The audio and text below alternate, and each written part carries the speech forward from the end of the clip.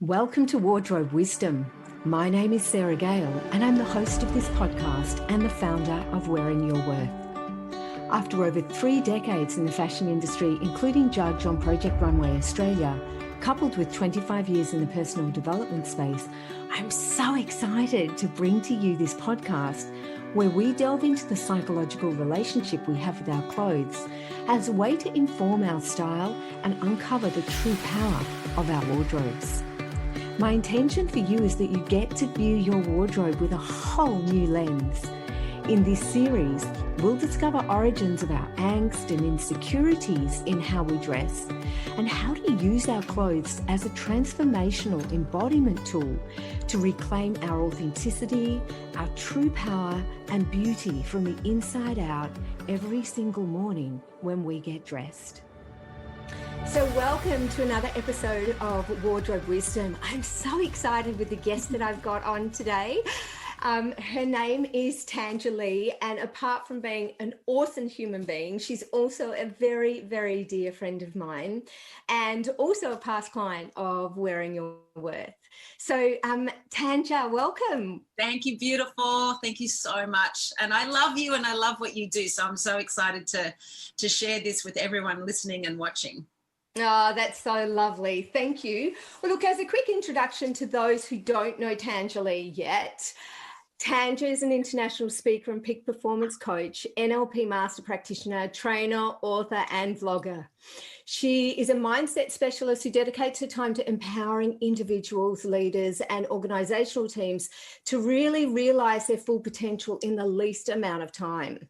But on the social side, she's also a very adventurous spirit who's jumped out of planes, snorkeled with giant turtles, worked with Ricky Martin and meditated inside the king's chambers of the Great Pyramid of Giza in Egypt. Oh my God, I love the sound of that. Love the sound of that. Yeah. And then probably, beyond all of that, how can we not go to mention a mother of 2 teenage girls who sees herself as perfectly imperfect and a consistent work in progress.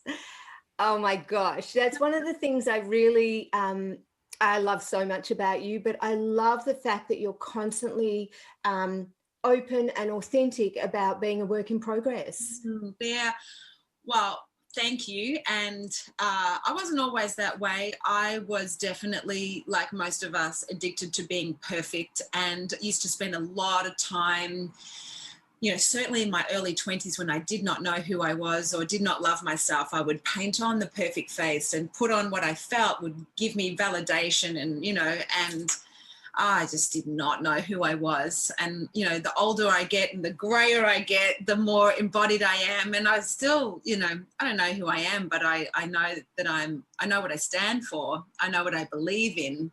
And I know I haven't arrived anywhere. I'm just a consistent work in progress, figuring it all out along the way, as we say. Oh, I'm on the journey with you.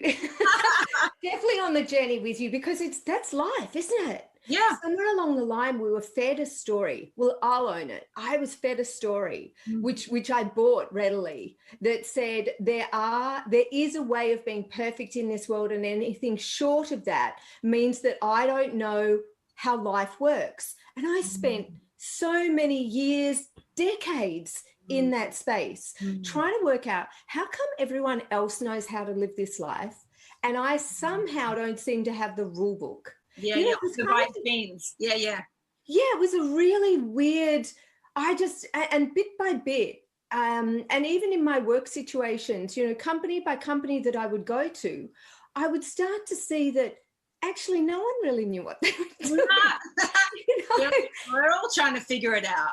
But it was such a relief. And that's one of the things that took me to the wardrobe, purely because I'd worked in the industry for 3 decades as well. Yeah. And also had 25 years in personal development. So when my world started to come together, I started to see that, the rule book that we give ourselves around appearance actually infiltrates to a negative perspective, how we feel about ourselves on a daily basis. 100%. Oh. And for me, Sarah, from an NLP, for those that are listening or maybe watching it's neuro-linguistic programming, which is just a fancy term for the relationship between our thoughts, words, actions, and results. For me, Sarah, everything is a communication, and clothes are a communication, and we're either empowered or disempowered, we're authentic or pretending, we're aligned or misaligned, we're congruent or completely off track. And, you know, it's one of the reasons why I love your work, because for us, I believe for us to be a true and authentic expression of our heart and soul, we don't walk around butt naked. We do need to express ourselves in the world, and clothes and the way we wear our clothes, or whether they wear us, the fit, the style, the cut, the color, the whole thing. It's not about whether it's brands or not. It's about, is this a congruent representation of who I am from the inside out? And I love that you are doing this work, and it's definitely made a change for me, for sure. Oh, look, that's really beautiful. And thank you. You just summed the work up so well. Just then, it's like, I could just sit back and have my podcast over, actually. It's fabulous. And I really love that, because when we get it, when we have the experiential of it, it's almost, I don't know how you feel about this, but, you know, it took me years of working with myself, and it's not as easy to work with yourself, I have to say. The voices in my head were just mammoth to start with. But now that I know how important it is to really be congruent from the inside out, and the difference that it makes to my life on a day-to-day basis, I cannot imagine going back to the insecurities that I used to feel in it, and that feeling of, oh my gosh, such angst every day. And the angst became normalized. Yeah. Do you remember that normalized angst? Yeah, it's just what we believe is, and it's such a limited paradigm. Yeah, totally. So I'd love to, so that we can, for the listeners, I'd really love to explore, to begin with, like what were some of the hardest challenges for you in your wardrobe, like prior to Wearing Your Worth? And if you can remember them, and if you can't, because sometimes when I've gone through processes and things, it's hard to take myself back to pre. So, but I'm really curious to know, like, what brought you into the session to begin with? What were some of those challenges that you knew you needed to face? Well, who brought me to the session was our dear soul sister, Lael Stone. So Lael, thank you. I love you. We love you.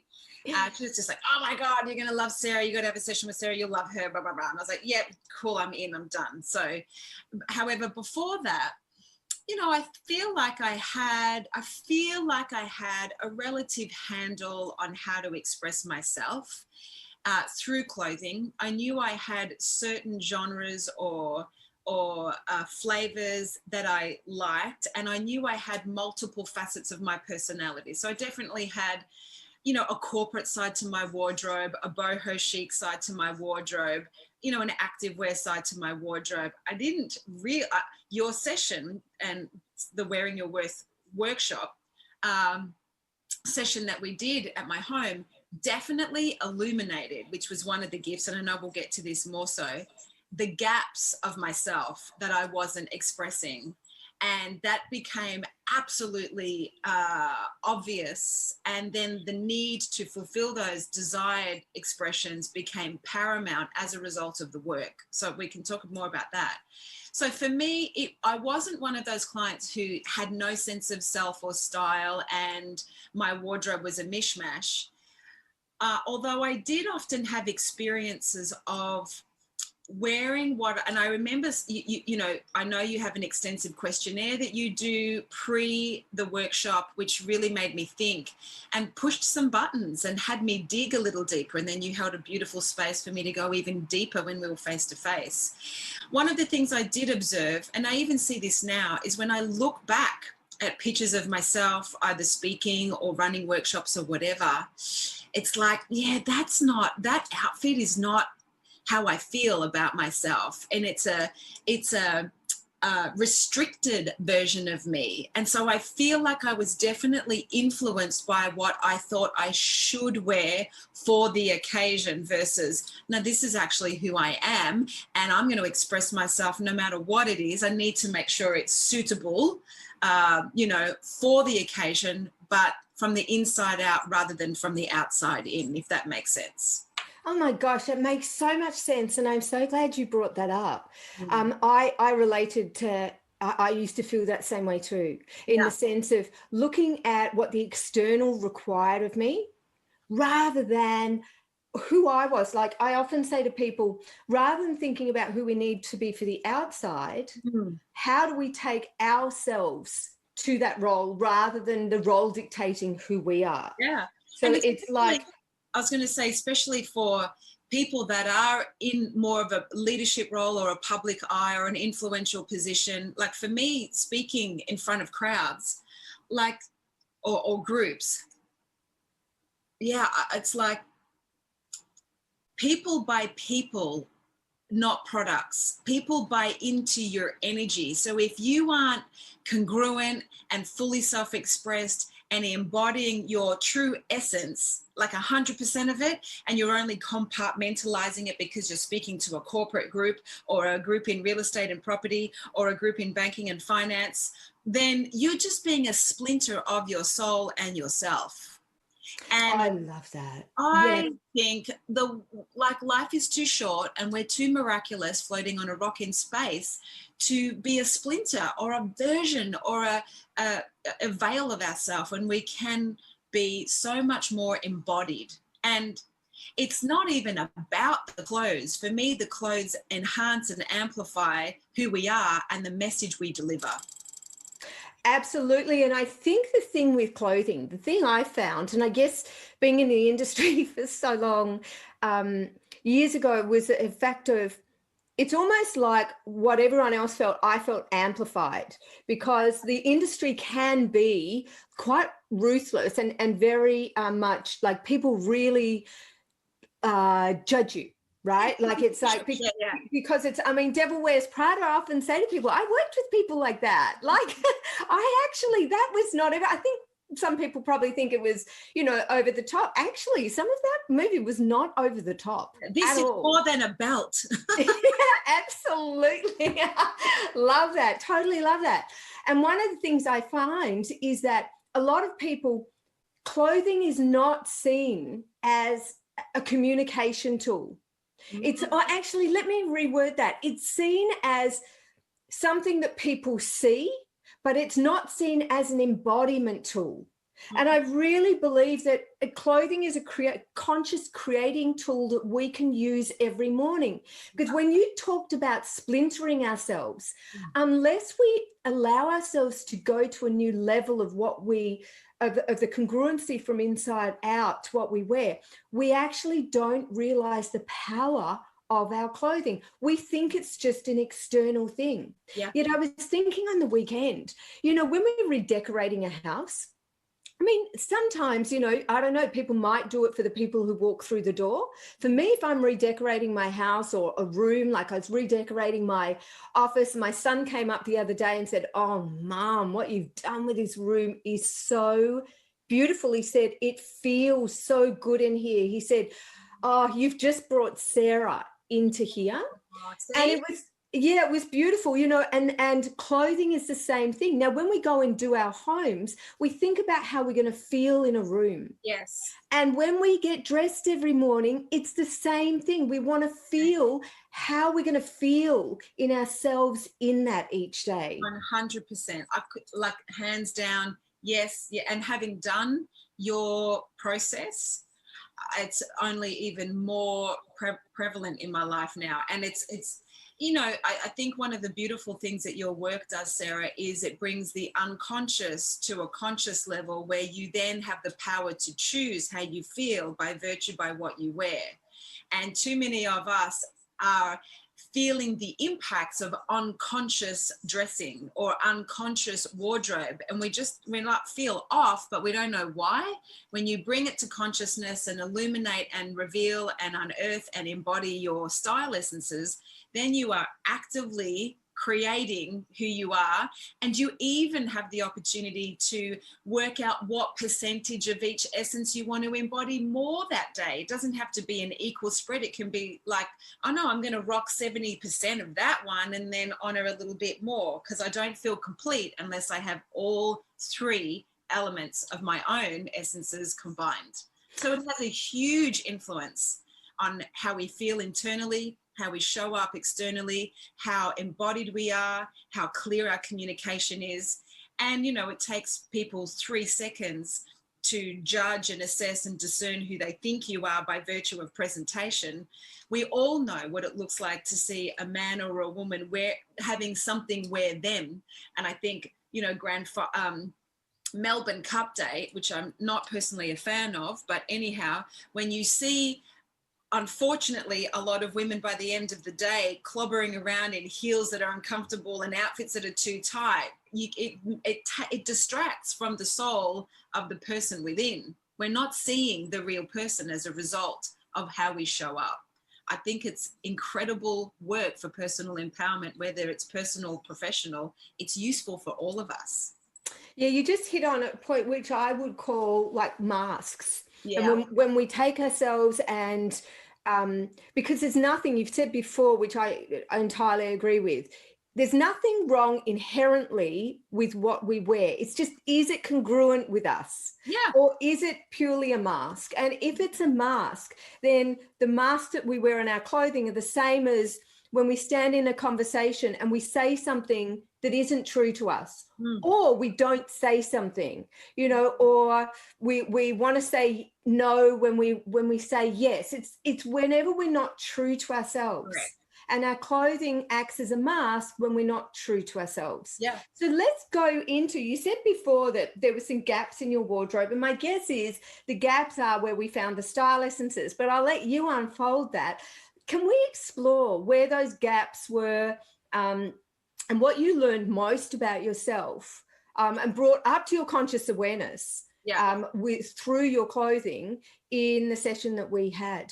Got it. So I will never forget that you know, you arrived, you created a very safe, yes, you were in my home, but you in my home, sitting on my bed in my room with my walk-in wardrobe, created a very safe space, yet you held a natural authority where I felt like you knew your stuff and we were going to achieve something.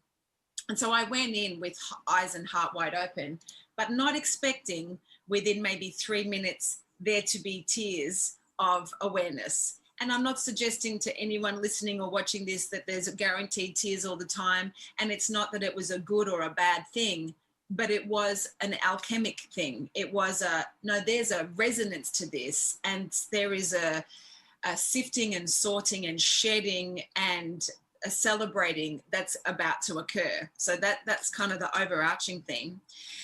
Pretty swiftly, so we went through the survey, and then I think you said to me, okay, go in the wardrobe and just take out all your favorite things. And we just started to see the themes and the categories of my life of where I spend most of my time.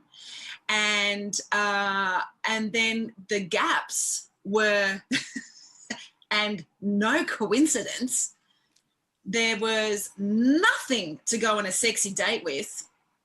Nothing.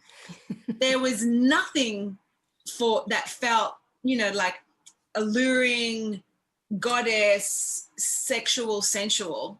And that's where I was at my life. So at the time we did the session, I think it might have been after I'd separated. Was I separated at the time? Yeah, you were. Yeah. Yes. So I was in a 21-year relationship, a 20-year marriage. We both, I think maybe 2 years ago now, decided to consciously complete our marriage. It was mutual. And part of my I do to myself post-separation was to do your workshop. So it was a gift to myself. And it just became so apparent that romantic, goddess, sexy woman in me had no place in the world through my clothes, which illuminated, well, I didn't go on sexy dates. I didn't go out with my husband. And I was not nurturing and nourishing that archetype within me. And that's where the tears came, because it was such an unexpressed part of me in my life and in my marriage towards the latter part of the years, that she didn't even have a place. She didn't even have an outfit to wear. She didn't exist. So that's what was illuminated. The parts of me that were in my heart of desire to be expressed and experienced had no place. That was very revealing. Yeah, I remember that very tender time. Yeah. And powerful. It's like, yeah, super powerful. Crap. Okay. And I often say to people, the wardrobe never lies. So because it's aspects of ourselves. Our clothes are choices that we've made. Yeah. And they're aspects of ourselves that are just mirrored. So what we find in the wardrobe and the patterns that we find there, we find those same patterns in the rest of our lives. Yeah. And that's why it can be such a powerful tool to bring those patterns like up to our conscious awareness, and then allow ourselves to take ourselves on a journey with those. So that we therefore take our lives on a journey with that as well. So yeah, I love that. Thank you. Thank you for bringing that up. And I do remember, and sometimes it can feel like revealing.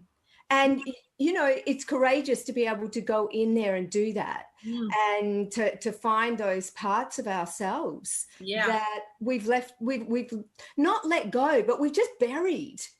We've buried. And maybe we're not even aware we did. I wasn't aware. I knew she was in there. I knew she was dormant. I knew she felt asleep and unseen and uncelebrated. However, I was viewing that from what I wasn't receiving from the outside in, whether, you know, what my husband wasn't reflecting to me. And I wasn't clear about where I had abdicated responsibility for embodying my own innate qualities and gifts. And that's the other gift that I got in your workshop was, you know, when you notice a gap in your wardrobe, you're the one that actively, and it's not about the clothes, it's about they are an expression of you giving yourself permission to honor the aspects and facets of you. And so clearly I hadn't given myself permission or any space to reflect that aspect of myself. Hence, she remained what felt like a genie in a bottle. Do you know, it is a really common pattern that I find in women, and I was in there myself as well. When I first started working with this work, it was like, oh my gosh, like my date night wear, and I was single at the time, was simply, it was like an extension of my workwear almost. I didn't actually have that part that I would say then that I didn't really know my feminine. I rewarded my masculine because I rewarded, you know, the identity that I'd built up in workplaces, and I had, you know, I've always said my CV is very shiny, and I can hold a lot of authority in that workplace, and so I gave my power to that. Yeah, amen. In my wardrobe, yeah, I saw the same. Very masculine. I've been very masculine most of my life, and in my roles and in my wardrobe, more pants than skirts or dresses. That's for sure. Nothing wrong with that, nothing wrong, but not at the cost of the expression of the feminine. And it's interesting, you know, sometimes we try to compartmentalize, as it might sound like I just did, like the masculine goes to work and then the feminine goes out on dates.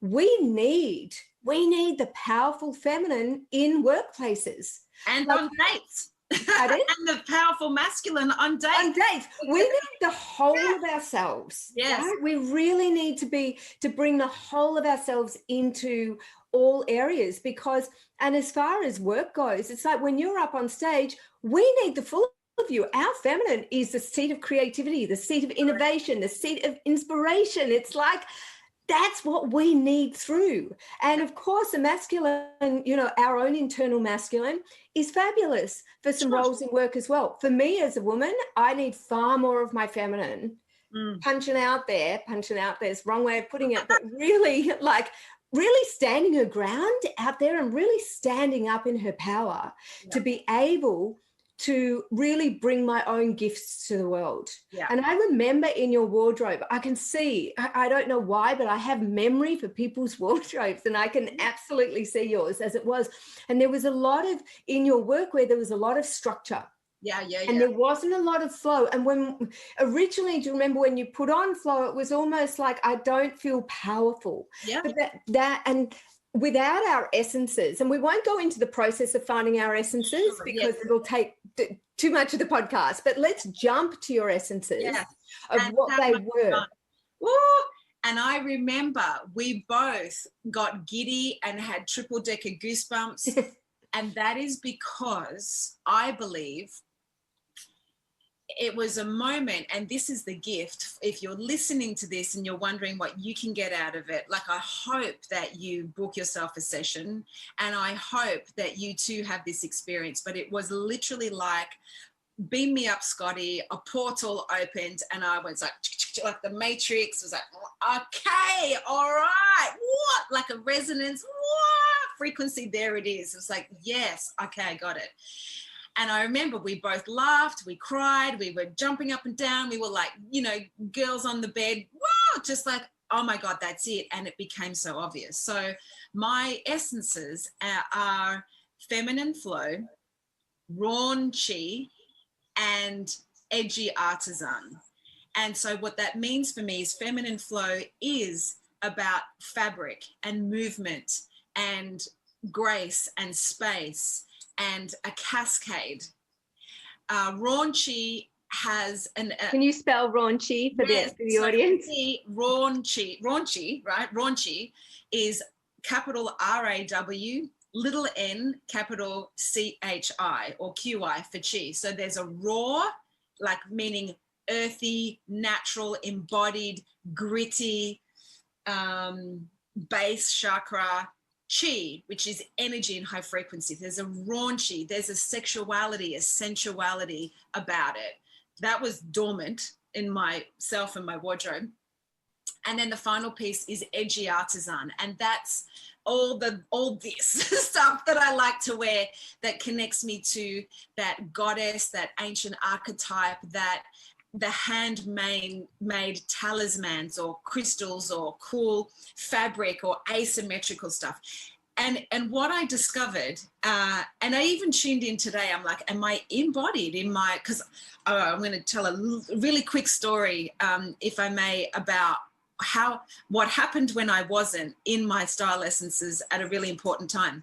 So we uncovered these essences, and I remember it like it was 5 minutes ago. I remember the pieces coming together, the solidness, and my visceral and energetic experience of, oh yes, like that feels like me.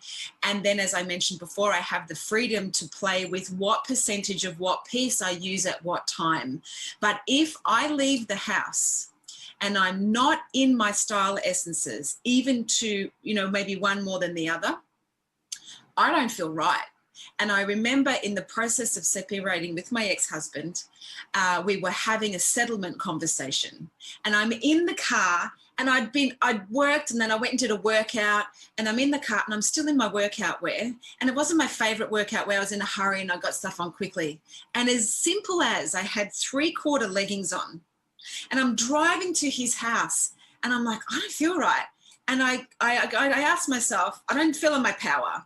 And when we say power, it's not force power, it's just embodied truth, which means I'm vibrating at the frequency of my soul. And I trust myself that when my mouth opens up, it's going to be my higher self and not my wounded child or my bruised ego or my seeking validation. That's for me what power is.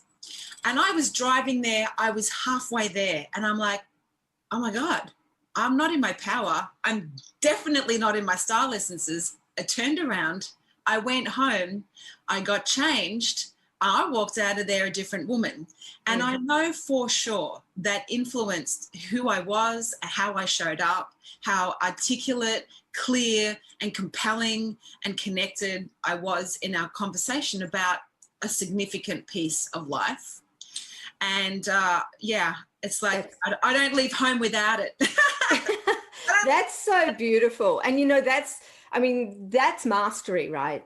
Yeah. That's mastery in going out and knowing and feeling that energetic vibration that says, I'm not right. No. What can I do about this? Like, what do I need to do? And just knowing, turn the car around and go and embody that, because I will embody my essences. Correct. And I mean, I do think that that's mastery in having that awareness and going back and actually taking action through it, and then feeling what that feels like afterwards. Yeah. So I love that. I totally love that. Yeah. And it was instant. It was just like, oh God, girl, what? Yeah. Don't even. It makes a massive difference, doesn't it? Yeah. Massive 100%. Difference. Yeah. It's more than, as you've said a few times, it's not even about the clothes. It's about how to embody your essences and all three of them in the one outfit, because it is, I often, do this thing called boom. It's like we plug in to our own current, our own charge. And I mean, we're all here as individualized expressions of the collective consciousness, and we have our own charge. Exactly. And that's where it doesn't, and it never made, especially towards when I was in my last few roles in the industry, it disturbed me that we would put out collections that were meant to be for everyone. And it's like, we need to be really mindful as consumers. What is right for me? Yeah. Who is this for? As manufacturers, Correct. It's like we really need to come back to ourselves and take that power back. Yeah. And only when we start doing that will we really start to, feel that sense of creativity in ourselves. Yeah. And creativity is our birthright. Yeah. People, it's like people will often say to me, well, I'm not a creative being. With your style essences, would you agree? You don't have to be a fashion guru. You don't have to have this massive creativity. Your creativity will actually come out through your essences. People. Yeah, it does 100%. And that's one of the major benefits is you get this energetic, esoteric expression of yourself. And then in a more practical magic on earth in the real world benefits, for me, and I've said this before in my testimonial, you save a hell of a lot of time when shopping because you know exactly what to look for, and you're just like, you're like a ninja. You're a fashion ninja. You save a hell of a lot of money because you're not, you know what? I was in a store the other day and there was this dress that was, oh my God, phenomenal. It was too small for me. And I nearly bought it because I'm like, I'll buy that for when I lose the 8 kilos or whatever. And it was divine, and it definitely ticked my essences. And then I'm like, yeah, okay, you know what? No, like this is where you are now, honor where you are now. You could buy it as inspiration, but I knew where I was at that time. The dress would have reflected what I'm not versus what I am. And that would have made me feel in conflict with myself. It wouldn't have occurred as move towards this. And when you fit this, you've arrived. It's like, no. Actually, no. It's not about what we do now that influences what we have so we can be happy and embodied and confident and fulfilled. It's who am I being now? That will influence what I do or don't do, which will completely produce the results I have or don't have. So it helps me absolutely save a lot of time and money to be very, very clear in what I want, and makes the whole shopping experience really enjoyable. And so I know exactly where to go for which essence. And it just makes me feel more, empowered and on purpose. Beautiful. What I found in my wardrobe, and I'd be interested to hear if you feel the same, is I keep things in my wardrobe for a lot longer because Mine, I mean, I've had things in there. I've been working with my essences without even knowing that. I've had things in my wardrobe since the 80s, believe it or not. I've still got a couple of things and I still wear, right? Yep. Yeah, they're amazing. I've got a velvet dress and I've also got a long gold pleat skirt. And it's like they're in perfect nick because I buy what's really, I find, like, think about if we really love what we've bought, if it's attuned to who we really are, we tend to it. We care for it. You know, it's like our friends and our friendships and our relationships. Don't you have those pieces where you're just like, it's just like a love affair? You're just like, oh yes, I love you, you love me, we work, we sing, we rock. Don't you have those? Absolutely. And I love that. And our whole wardrobe should be like that.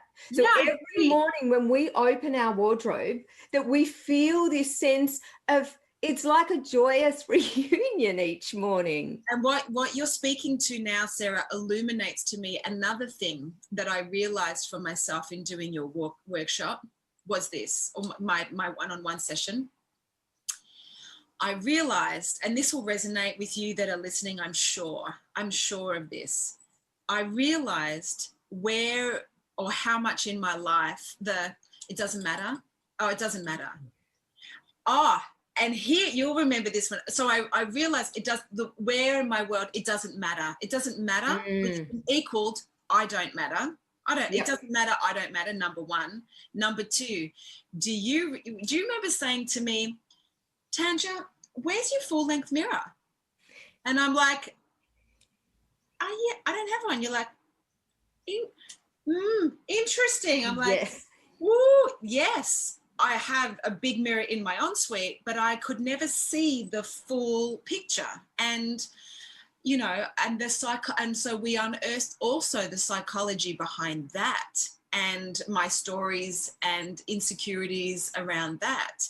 And it was just so beautifully revealing in a very, delicate but unavoidable way of, wow, where are you hiding? Where are you, it doesn't mattering? Where are you, that'll doing? And where are you just dormant? And what are the physical, mental, emotional, and spiritual aspects of that? And how can bringing consciousness to your self-expression through your clothes reveal the heart of who you are and give you permission to just be you? And it is beyond the superficial. It isn't about the fabric externally. It's a representation and a mirror of the internal fabric of us. That's absolutely right. And I'd like to just touch on something else because the mirror reminded me, and thanks for bringing that story. I do remember that. Yeah. And I was actually with a client last week who also didn't have a mirror. And some similar patterns, actually. And it is that part around, often what happens is we have some kind of battle with, whether it be our body, what we look like, and always our battles with our body and what we look like is always these self-imposed restrictions or self-imposed ideas of what we need to look like according to everybody else. Yeah, it's never... It makes no difference what our body is. That's what I've found over the last decade.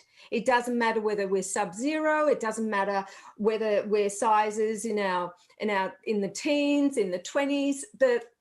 Basically, the dialogue is very similar, right? And it's like, and often I think that we come to a point where we think if we don't look at things that bring us some unsettlement on the inside, then we can just keep going. But not looking at something is as much of a message to our subconscious as looking at something.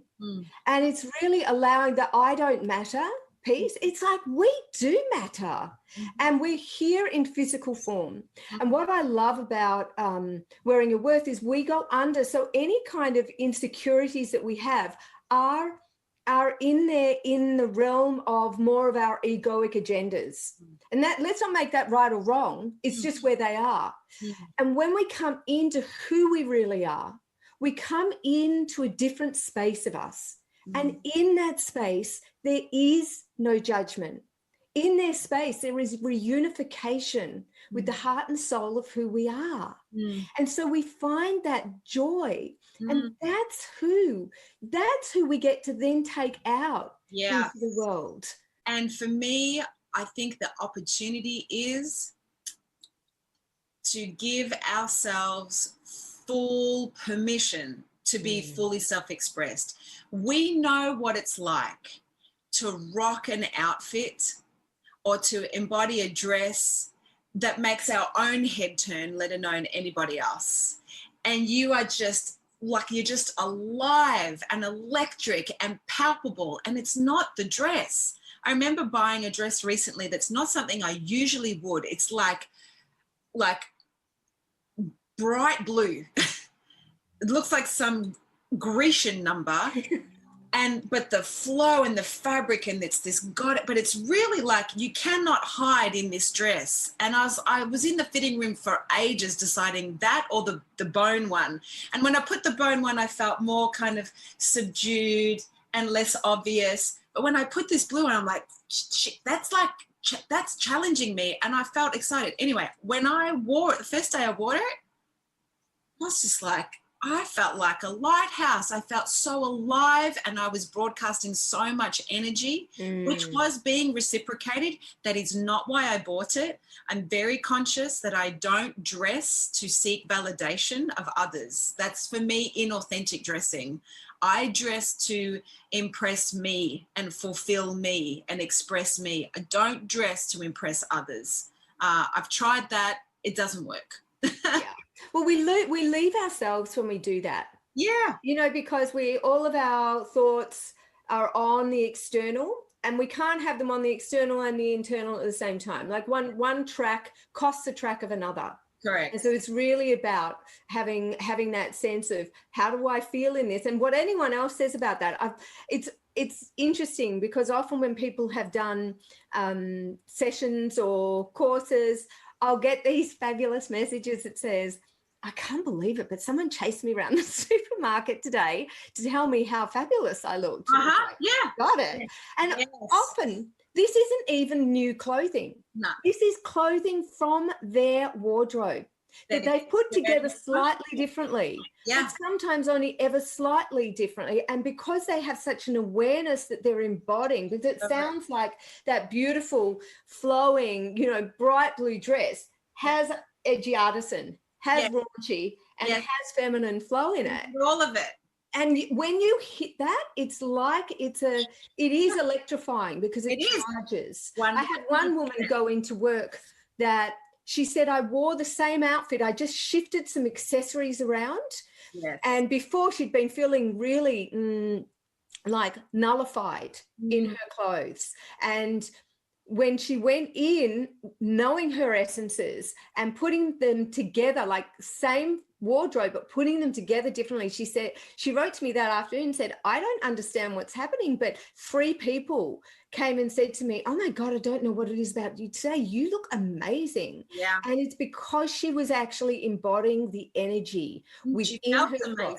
Yeah, and she felt extraordinary, because it's a reconnection tool. Like, I think we should make every morning a personal victory for our authentic self, because we deserve nothing less. And one day we're going to be dust. So yes, we got to be a technicolor dream coat of ourselves while we're here. It's crazy that we don't give ourselves permission to be fully self-expressed. And clothes, is like a human agreement that we have. We wear them while we're on earth.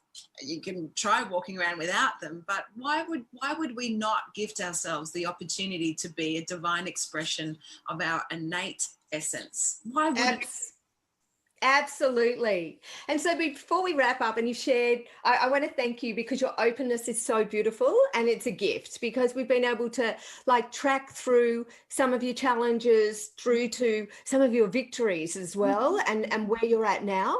I'd love to, because I know, and because I'm privy to your life as well, I know that there's been some changes in your life over the last 12 months or so. Can we talk about a couple of those, like what has shifted in your life, just so we can hear that? Well, there's a whole lot more sexy stuff in my wardrobe, honey. Love There's that. sexy lingerie, there's sexy date night stuff, because I have, as a result of honoring my truth and consciously completing that which is not in alignment with my soul, I surprisingly have manifested a divine, yummy man who, is very much fulfilling aspects of me. And here's the message that I get.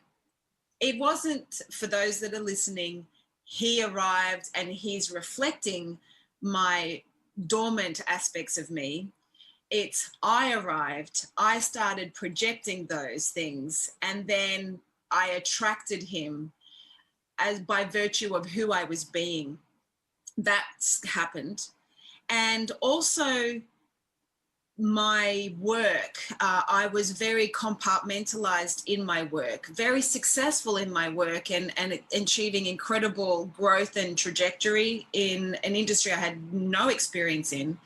However, I still felt like I was compartmentalizing, and Sarah, battled for years because I'm a corporate hippie or a business boho or an entrepreneurial medicine woman, and I was trying to be just this or that, and I didn't think it was appropriate to merge. And the other thing that's come through the last 12 months is giving myself permission to be a full holograph of who I am, not just a slice, be the full vision of myself and not compartmentalize. And every year I choose a word which becomes a virtue by which I live in and create from. And this year is fulfillment, actually fulfilling my desires and fulfilling my word and fulfilling the outcomes it takes to have my dreams be a reality, which feels really beautiful and holistic. So my life is way more fulfilling from the inside out, and I'm no longer dormant and dead in key areas that were affecting my life force and life source, my health, my vitality and self-expression, self-love, self-worth, self-expression. So